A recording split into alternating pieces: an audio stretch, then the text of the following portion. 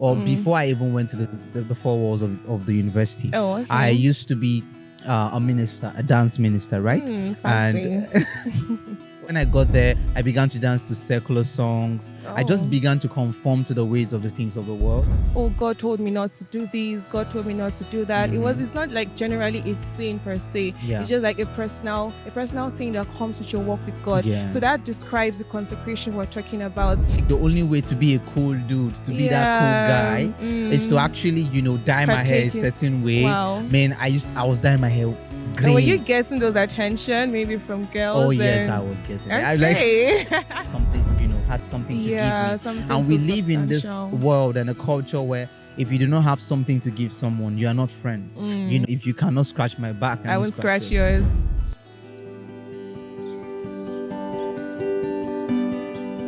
All right, welcome everyone to the CYC Bible Studies.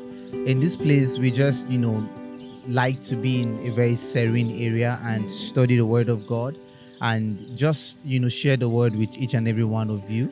And we're not here to push anything on anyone. We're just here to study the Word. As you can see, we have our Bibles with us. Yes. And I am joined here with my beloved sister.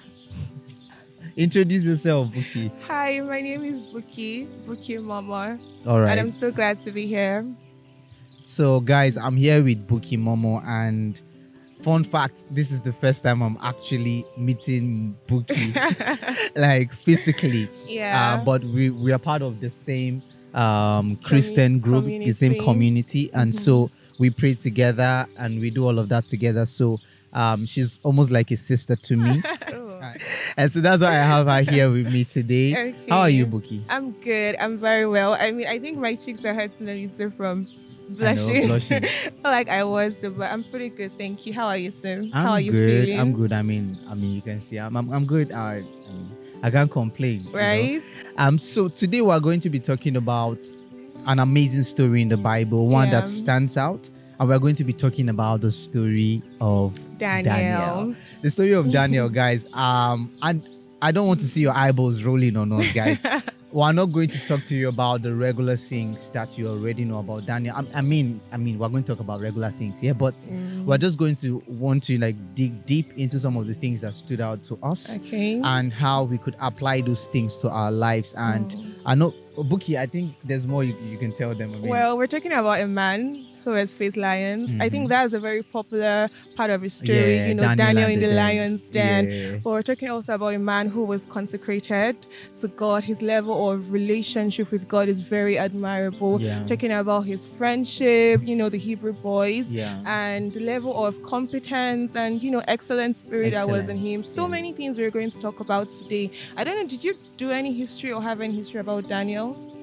Well, yeah, I did. Okay. I did. And for me, I didn't do so much, but I read the commentaries, right? And in the commentaries, we could see that Daniel and the three Hebrew boys were actually from the tribe of Judah, guys. So that's Shadrach, Meshach, and Abednego. Yes, Shadrach, Meshach, and Abednego. They're actually from the tribe of Judah. All right. And I know some of us don't know that, right? Did you know that? No.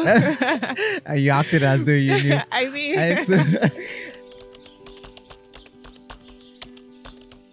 I also did not know that, so I was just learning from myself that they're actually from the tribe of Judah, and it was also said that they had a bit of royalty in them. Not a bit, but they were actually royalty, right?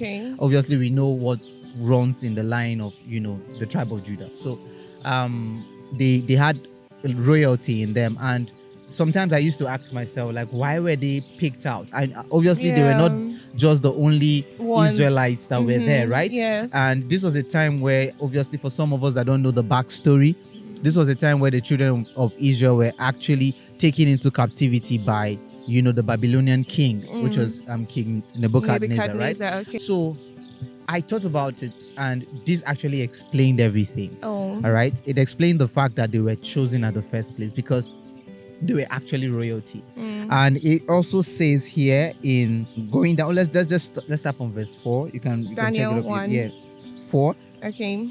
He said, the king actually asked them to bring to him some young men. And these were the qualities that he asked for. Okay. He said, young men in whom there was no blemish but good looking, gifted in all wisdom, possessing knowledge, and quick to understanding.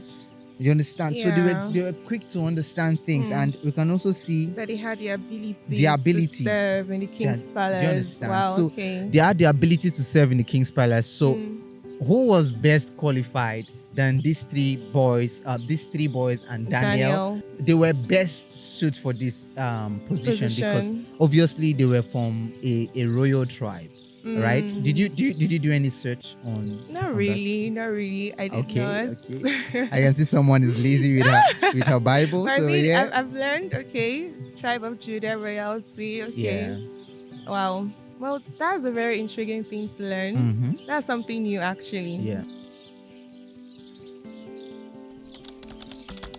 Oh, okay. Did anything stand out for you? Like, I mean, we are diving deep now. Okay. Did anything stand out for you, like in the book of Daniel? Yes. I mean, starting from chapter 1, in verse 8, when, the Bible records how Daniel proposed in his heart not to defile himself with the king's meat. I see a very high level of consecration. And I think I also had a study, and I saw that the reason, or the part of the reasons why Daniel refused to partake in that meat was because some of them were unclean. Yeah. And then most likely they have been presented to idols and all of that. Yeah. So he knew that he didn't want to defile himself by eating those. Yeah. So I just see that level of commitment and consecration of withdrawing himself. I mean, of course, it was very tempting. This is the king's table. So you can imagine the kinds of foods that were present there. Yeah. But though, have you been in any situation as that before? Wanting to compromise, and you remember your faith, the consecration, and you're reminded that you can't conform to this thing? Well, yes. Okay. Yes. I wouldn't say it's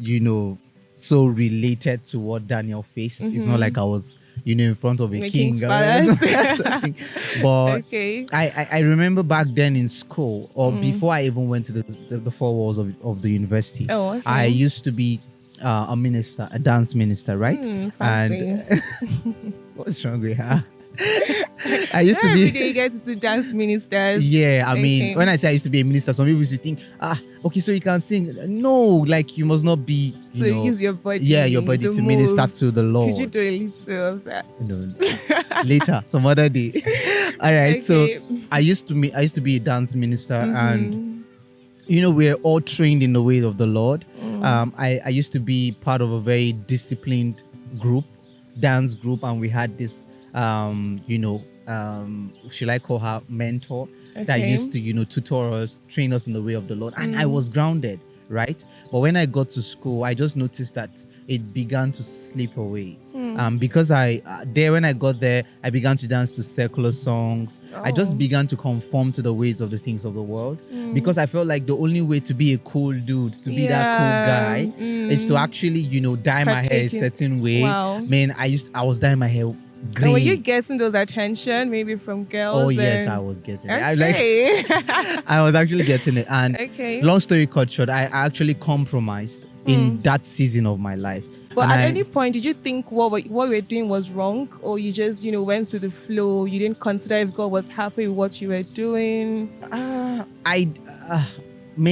an extent, I thought what I was doing was wrong. But I got to a point where it felt normal. When you do something to an extent where you lose your conscience. Yeah. So it felt really, really normal. Plus, I wasn't doing something extra. I wasn't like slipping around or anything. Things. Yeah, just basic things, and just me conforming, especially because when I was a minister, we obviously did not dance to secular songs. And when I went to school, I started dancing secular songs, all kind of secular songs. And also I began to, dye my hair, do all manner of things, just trying to be, cool. Part of the crowd, trying to be cool. And, in several ways I have compromised. And I think that's what God is calling us here. And we could see that God is calling us into deep levels of consecration. Daniel knew that this food or the meats that were going to be served were prohibited by their God, and they were unclean and were not to be eaten. And he stood his ground. And that's what we should do as Christians, to stand our ground, to always have a certain level of consecration in our walk with God. I don't see any serious Christian that would say, I don't have any level of consecration. I'm not consecrated in any way.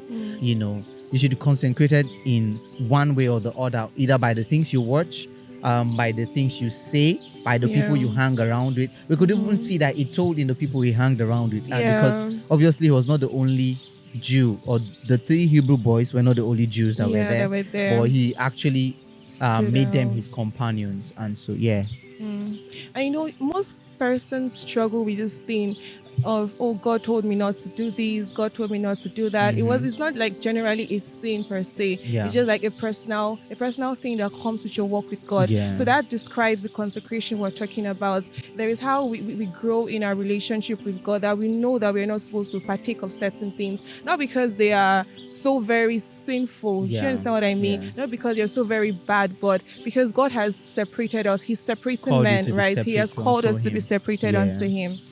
That's very striking, though. Is there something else that also stood out for you, Daniel's story that you want to share? Yeah, well, like, I mean, it's Daniel. Come on, like, right? A lot stands out, but for me, I mean, it's going to be taking us away from the topic of consecration totally. Okay. And diving deep into the topic of companionship and friendship, right? Yeah. We could see that Daniel had a certain level of consecration that ensured that he had the right friends around him, the right set people, of people. The cycle. Yes, because I mean, fast forward to the time where the king Nebuchadnezzar had a dream and needed someone, and the Chaldeans and astrologers and all of them could not interpret this dream. Daniel was called upon, or I mean, he felt the need to seek the face of the Lord. About this dream, and the people he could reach out to were his friends. I mean, we should have those kind of friends that are around us all the time, that can point us to the right places, and people we can run to, guys. People you can run to pray with you about certain things, hold your hand and agree with you in the place of prayer, to seek the face of the Lord about certain things. If you do not have friends like that, I think it's something you should begin to look into. It's not all about whether this friend is rich or whether he has resources or he has something, has something to give me. And we live in this world and a culture where if you do not have something to give someone, you are not friends. It's almost like a give and take situation. A give and take situation. If you cannot scratch my back, I won't scratch yours. So that's what stood out to me. And I mean, fast forward to when God answered him, and he had an answer to the dream, interpretation to the dream.